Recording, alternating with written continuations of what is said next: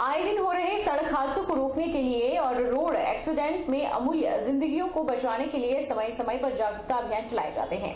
इसी कड़ी में सोलन के नए बस अड्डे में चालकों और परिचालकों के लिए पुलिस और परिवहन विभाग द्वारा जागरूकता कैंप का आयोजन किया गया। सोलन यातायात प्रभारी डीएसपी रमेश शर्मा और आरटीओ सोलन नरेंद्र चौहान द्वारा चालक परिचालकों को जागरूक किया गया। इस कैंप में विशेष रूप से बस चालक परिचालकों, टैक्सी चालक, ऑटो चालक और पिकअप चालकों और ट्रक ऑपरेटरों ने भाग लिया। इस अवसर पर डीएसपी रमेश शर्मा और आरटीओ सोलन नरेंद्र चौहान ने कहा कि सभी वाहन चालकों को यातायात नियमों का पालन करना अनिवार्य है ताकि सड़क दुर्घटनाओं से बचा जा सके। उन्होंने कहा कि चालान करना उनका मकसद नहीं है, केवल हादसों को रोकना ही है और अमूल्य जिंदगियों को बचाना है। यातायात के नियमों के बारे में और यातायात के नियमों का किस प्रकार से पालन करना है, इस बारे में उनको जागरूक किया गया। साथ ही साथ उनको यह भी बतलाया गया कि किस प्रकार से सड़क पर चल रहे लोगों की और अपनी जो है सुरक्षा सुनिश्चित करनी है, ताकि लोग जो है यातायात के नियमों का पालन करें और सड़क पर चल रहे या यात्रा कर रहे लोगों का जीवन जो है वो बच सके। इनको ट्रैफिक नियमों के बारे में जानकारी दी गई, किस तरह से आपने जो है सड़क पे चलना है, किस तरह से आपने दुर्घटना को बचाना है। और जो हमारे नए रूल्स रेगुलेशन, जैसे डीएसपी साहब ने बताया कि जो ऑनलाइन हमारे जो ITMS के थ्रू या वो ट्रैफिक के थ्रू जो कैमरे के थ्रू चलान हो जाते हैं, तो उसके बारे में जागरूकता होनी चाहिए। सभी ड्राइवर्स को एटलीस्ट पता होना चाहिए। अगर उसको पता होगा तो अच्छी बात है, वो पहले ही अपनी स्पीड कम रखेगा। तो इस तरह की जानकारी सभी स्टेक होल्डर्स को देना जरूरी है, ताकि जो जितने भी नियम, ट्रैफिक नियम बनाए गए हैं, उनकी पालना हो। प्रदेश की जयराम सरकार खेलों को बढ़ावा तो दे रही है, लेकिन धरातल पर खिलाड़ियों के लिए कोई सुविधाएं नहीं मिल पा रही। ऐसा हम इसलिए कह रहे हैं कि सोलन में ऐतिहासिक ठोडो मैदान की हालत इन दिनों खस्ता है। शहर के बीचों बीच बने इस मैदान में रोजाना खिलाड़ी खेलने के लिए आते हैं। साल भर इस मैदान में खेल गतिविधियां चलती रहती है। बावजूद इस मैदान के रखरखाव की ओर न नगर निगम ध्यान दे रहा है, न ही प्रशासन, जिसके चलते खिलाड़ियों को खासा परेशानियों का सामना करना पड़ रहा है। ठोडो मैदान में खेलने आए खिलाड़ियों का कहना है कि वे यहाँ पर रोजाना खेलने के लिए आते हैं, लेकिन मैदान की खस्ता हाल होने के चलते वे लोग चोटिल होने पर मजबूर हैं। लोगों को बहुत ज़्यादा प्रॉब्लम होती है सर इससे। जब हम मैच खेलते हैं यहाँ पर तो हवा चलती है तो हमारी आंखों में भी रेता आ जाता है, और फील्डिंग करते वक्त जब डाइव मारते हैं तो ये देखिए हमारे किस तरह से छिलके उतर चुके हैं। यहाँ पर बहुत ज़्यादा परेशानी होती है। यहाँ पर हमारे बच्चे भी यहाँ पर सुबह खेलने आते हैं, औरों के बच्चे भी आते हैं, छोटे छोटे बच्चे होते हैं। अगर चलो बड़े हमें तो चोट लग गई, कोई दिक्कत नहीं है उससे, लेकिन छोटे बच्चों को जब चोट लगेगी तो कैसा महसूस होता है वो तो छोटे बच्चों को ही पता होता है। प्रशासन से यही मांग है सर कि इसे साफ किया जाए जल्द से जल्द। बिल्कुल, खेलने में थोड़ी सी असुविधा होती है। अगर इस ग्राउंड को थोड़ा सा इम्प्रूव किया जाए, निश्चित रूप से एक यहाँ से स्पोर्ट्स में अच्छे खिलाड़ी निकल सकते हैं, चाहे वो क्रिकेट हो चाहे अन्य स्पोर्ट्स गतिविधियाँ हो। तो ज़रूर सोचना चाहिए यहाँ के जो जितने भी एसोसिएशंस वगैरह है यहाँ के या क्रिकेट क्लब्स वगैरह है या अदर स्पोर्ट्स क्लब्स है, उनको थोड़ा सा ग्राउंड इम्प्रूवमेंट के लिए ज़रूर सोचना चाहिए ताकि अच्छे खिलाड़ी यहाँ से प्रोड्यूस हो सके। में इजाफा हो रहा है। बाहरी राज्यों से काफी तादाद में वीकेंड पर पर्यटक शिमला पहुंच रहे हैं। ऐसे में शिमला में जाम जैसी समस्या से लोगों को जूझना पड़ रहा है। इस बार पुलिस ने वीकेंड पर जाम से निपटने के लिए कमर कस ली है और शहर के अतिरिक्त जवान तैनात कर दिए हैं ताकि शहर में जाम की समस्या पैदा न हो।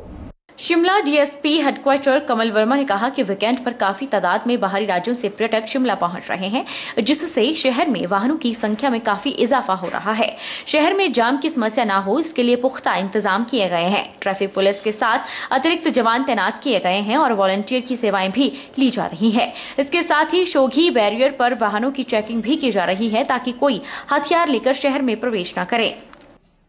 देखिए, ये रूटीन में जब हमारा टूरिस्ट सीजन या कोई भी इवेंट्स आता है तो हमारा जो हर थाना क्षेत्र है, जो उनके अंतर्गत जितने भी होटल्स आते हैं, उनकी रूटीन में जो है चेकिंग की जाती है। देखा जाता है कि कौन उनके पास ठहरे हैं, क्या उनके आई कार्ड्स और उनकी इन्फॉर्मेशन आइडेंटिफिकेशन से रिलेटेड जो भी इन्फॉर्मेशन है वो मौजूद है या नहीं है।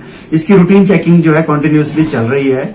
और जहां तक रही बॉर्डर की बात, तो हमारा शोगी चौकी में जो हमारा शोगी में नाका है, स्पेशली जो हमारा इंटर डिस्ट्रिक्ट नाका है, इस पे रेगुलरली चेकिंग की जा रही है कि किसी तरह का भी कोई भी हथियार या कोई भी जो अनवांछित वस्तु है वो शहर में ना प्रवेश करे। तो इसके लिए रूटीन में जो है चेकिंग की जा रही है। जी बिल्कुल, देखिए इस जो हमारा मोस्टली टूरिस्ट है वो शिमला सिटी में अगर वो एंटर करता है तो वो लिफ्ट में आना जाता है, लिफ्ट में अपनी गाड़ियां लगाना चाहता है ताकि वो वहां से मॉल रोड की सैर कर सके। इसके अलावा वो कुफरी की तरफ जाना चाहता है कि कुफरी में घूमने के लिए, तो वहां पे भी कुफरी में हमने स्पेशल जो हमारे टूरिस्ट डेस्टिनेशन है यहाँ पे जो है स्पेशल फोर्स डिप्लॉय कर दी है, एक्स्ट्रा फोर्स वहां पे दे दी गई है ताकि किसी तरह की कोई भी वहां पे प्रॉब्लम ना आए। जिला कुल्लू के ढालपुर में 28 अप्रैल से पीपल मेले का आयोजन किया जाएगा, तो वहीं पीपल मेले के लिए नगर परिषद कुल्लू के द्वारा विभिन्न समितियों का भी गठन किया गया है। शनिवार को नगर परिषद कुल्लू के द्वारा व्यापारियों के प्लाट आवंटन की प्रक्रिया को भी शुरू कर दिया गया। प्लांट आवंटन के तहत शनिवार को डीसी कार्यालय के सामने मैदान में दुकानों के लिए प्लाट आवंटित किए गए। हालांकि पहले यह निर्णय लिया गया था कि सभी व्यापारियों को 2 साल पुराने दाम पर प्लॉट दिया जाएगा, लेकिन अब 2 साल पुराने दामों पर 10% अतिरिक्त की राशि ली जा रही है। वहीं 2 साल के बाद मेले के सफल आयोजन के लिए विभिन्न समितियों का गठन किया गया है। इन कमेटियों में शहर के सभी 11 वार्डों के पार्षद और मनोनीत पार्षद सदस्य रहेंगे।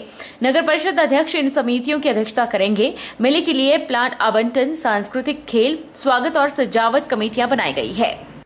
नगर परिषद इस मेले में जो है नगर परिषद सभी हम मेंबर प्रधान सभी जो है स्वागत करते हैं। इस बार जो बिल्कुल पारदर्शक हम ना रहे, सारे मेंबर हम इकट्ठे हुए बिल्कुल टीम जुट हो गए, जो हमारे इलेक्टेड आदमी सारे यहाँ बैठे हुए सारे और भी हैं जो आए, तो बिल्कुल हम इसमें कोई भेदभाव कोई नहीं है। इसमें जो एक चीज़ है कमेटी ने निर्णय लिया है कि जो पीछे के जो जैसे है जिनके पास बंटन पीछे है, जिनके पास पर्ची पड़ी है 2018 की, तो उनको हम 10% इंक्रीज करके दे रहे हैं।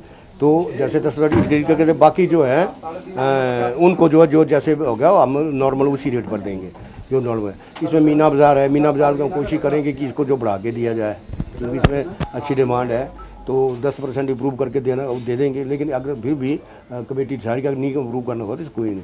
लेकिन जहाँ तक अब आवंटन हुआ है वो पीछे का पूरे कमेटी ने निर्णय लिया है कि जो पिछली जो जिनकी अलॉटमेंट हो इनको फर्स्ट प्रेफरेंस दी जाए और उनको दिया, अगर उसके बाद अगर कोई होता है। और इसके अलावा जैसे कॉर्नर कहीं भी जो है क्रॉस से कोई झगड़ा पड़ता है तो उसकी जो है वो ऑक्शन की जाए।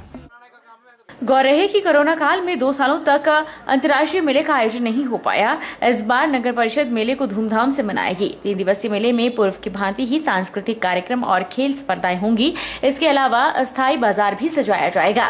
खंड स्तरीय आरोग्य मेले में आयुर्वेद विभाग जिला बिलासपुर द्वारा एक स्टॉल स्थापित कर निःशुल्क चिकित्सा शिविर का आयोजन किया गया। शिविर में उप मंडलीय अधिकारी आशा शर्मा की अगुवाई में आयुर्वेद विभाग जिला के चिकित्सकों की टीम, फार्मासिस्ट और चतुर्थ श्रेणी कर्मचारियों ने अपनी बहुमूल्य सेवाएं प्रदान की। शिविर का उद्घाटन खाद्य एवं आपूर्ति मंत्री ने किया। चिकित्सकों की टीम ने शिविर में लोगों को निःशुल्क जाँच कर निःशुल्क औषधियां बांटी और आयुष काढ़ा भी जनता को वितरित किया गया। बहरहाल बुलेटिन में इतना ही। आप देखते रहिए HP 24x7।